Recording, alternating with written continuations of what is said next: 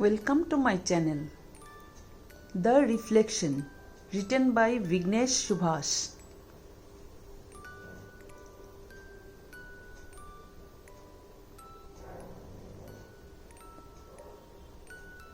Why are you doing this to me? Please tell me, please, a teenage boy asked in an exasperated voice.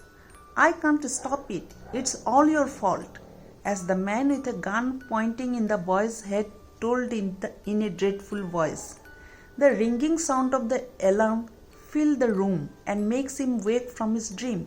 Then he presses the alarm button and he started the time in the clock. It was 5:30 a.m. in the morning. He tries to sleep for another half an hour by leaning back on the bed, but he can't. The dream he had in the sleep didn't let him sleep. As he stares the ceiling, tries to remember the faces of the boy, but he can't picture the face. So he spent the remaining hours by staring the ceilings, thinking why he had such a dream, why the man tried to kill a boy. Is the cold-hearted person or an amateur thief? His thoughts bounded from here and there like a small rubber ball. As the time passes to 7 a.m. in the morning, his wife Sandra wakes up and notices him and asks, "What happened, Michael? Did something happen in the office? You seems like a little worried." Michael leaned over to the other side of the side and planted a small kiss on his wife's cheek and said, "Nothing. It's just a bad dream. You don't need to worry, my darling." Both of them gets up from the bed and started to do the daily chores. Michael is an accountant in a financial firm. Sandra works as a nurse in a gynecology clinic nearby, and their son Jerome, not a very bright one, is a high schooler. He is in his final year of high school. Michael led a perfect life. The regular long stressful day ends and everyone had returned from their work to home.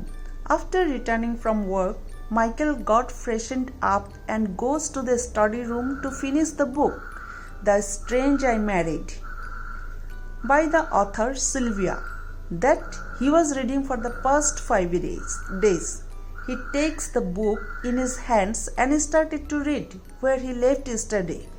After 15 minutes, his wife approached the study room and took a key from the table. Moments later, she approached the room again and started to search in every place for something. Michael noticed that and asked her, "What are you looking for, honey?"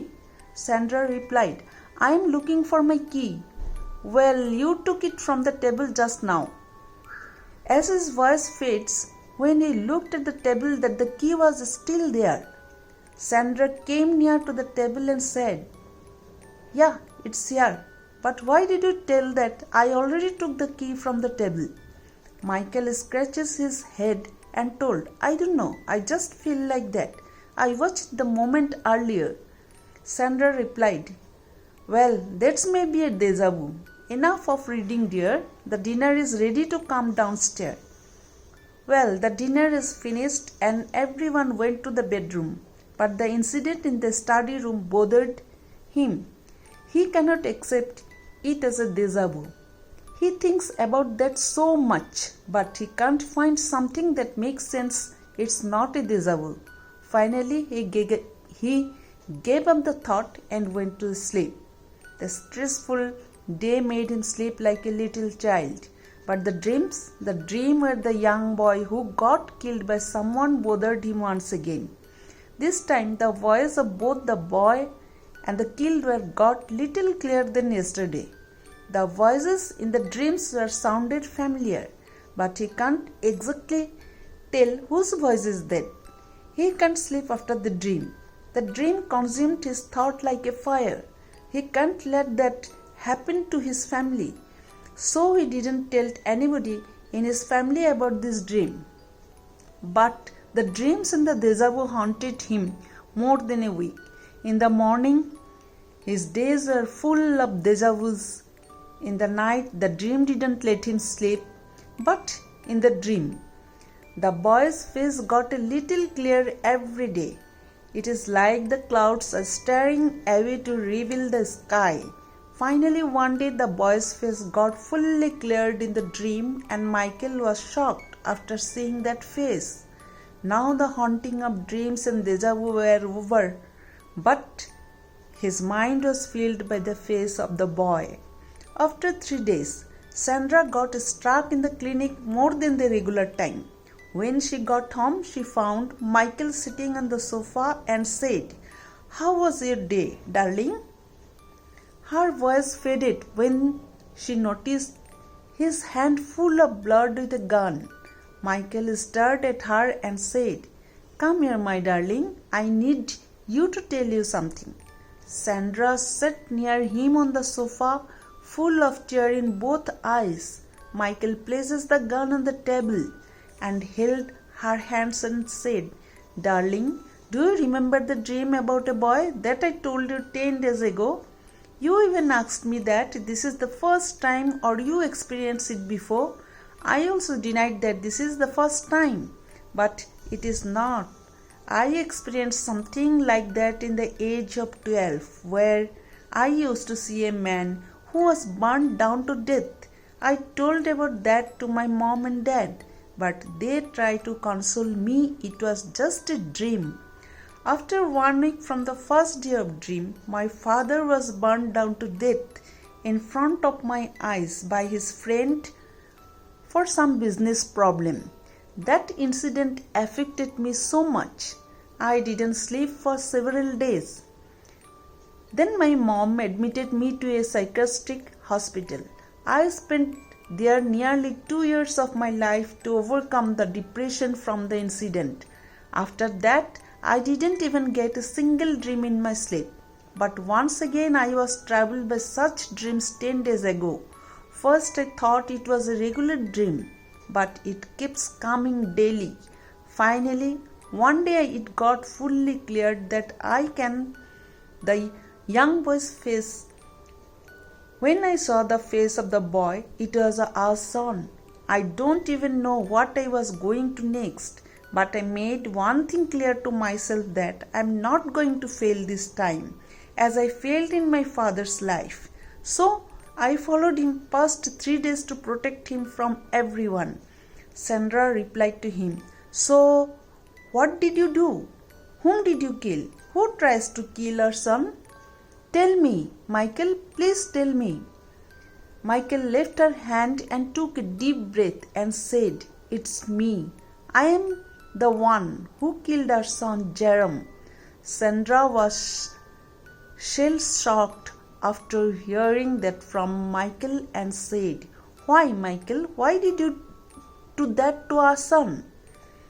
Michael replied, "I followed him like a shadow for past 3 days. In these days I saw him speaking to a small girl, maybe 12 or 13 years old. He spoke to her in a threatening way. He repeated this daily, so I questioned the girl after he went in. First, she hesitated. When I told her that I was his father, she began to hit me and broke down in my hands with eyes full of tears. I consoled her that she can tell me anything. Then she told me everything. After hearing everything, I got angry and told her I will check his laptop. If I didn't find anything, it will be a miserable day, little girl. After coming home, I checked his laptop and find the naked photos of the little girl in his laptop that he used to threaten the girl for fucking her. So I made the dream come true. Yeah, I killed Jerome. After knowing he is a predator, how can I leave him? How can I forgive him, darling? Tell me, how can I forget him?" Sandra asked, "So what are going to do now, Michael?" Michael replied, "I already called the police. They are on their way. I am going to turn myself in." Sandra asked, "So what about me? What I am going to do after all this? Do you think I am going to bear the sin and guilt that you and your son left behind?" "No, Michael, It is not ready for that. You should have to think about me before killing our son." As she takes the gun in the table and shot herself in the head. After seeing this, Michael smiled and said, "So, now you also left me here all alone, isn't it? But I am not going to finish myself, darling. I am not that coward to do such things. I will meet you soon in heaven, darling." Thank you.